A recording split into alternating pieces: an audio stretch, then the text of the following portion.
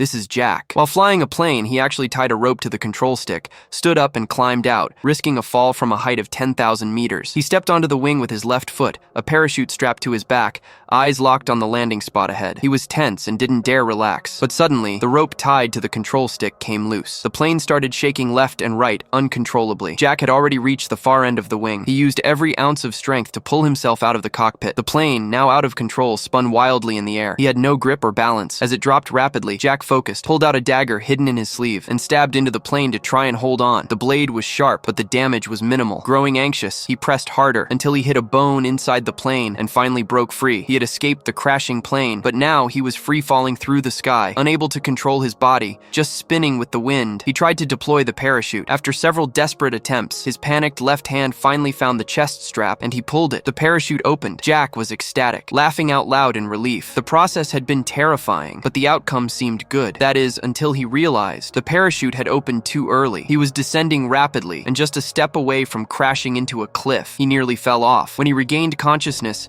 he found a wild goat licking his face, but in the very next moment, he froze in horror. Jack was hanging thousands of meters above the ground, yet above him there was a narrow path. He was nearly blind, but his will to live wouldn't let him give up. Seeing the smooth cliff face, he had an idea. He took out his dagger and unbuckled his belt, wrapping it around his shoes. Then, gripping the knife in both hands, he stabbed into the icy cliff. Using his right foot for support, he created a makeshift climbing tool. Determined not to look down, he forced himself to forget he was hanging in midair, but his strength was fading. His weak hands finally slipped, and he began to fall. Miraculously, the parachute got caught on a dry tree branch, saving his life, but there was no time to rest. Thinking fast, he twisted his body to get stable. Then, using the sharp knife, he quickly cut the parachute strap. The moment he was free, the dry wood broke, but he was ready. He dropped into a narrow crevice and took shelter inside. Despite the freezing temperature, below -20 degrees, he was sweating in fear. Just when all hope seemed lost, a sharp silhouette above caught his eye. A daring idea flashed in his mind. He let go of his left hand, and his weight shifted forward. It was a simple move, but nearly killed him. Now, completely suspended in the air, he used all 4 limbs. His body contorted into an odd position,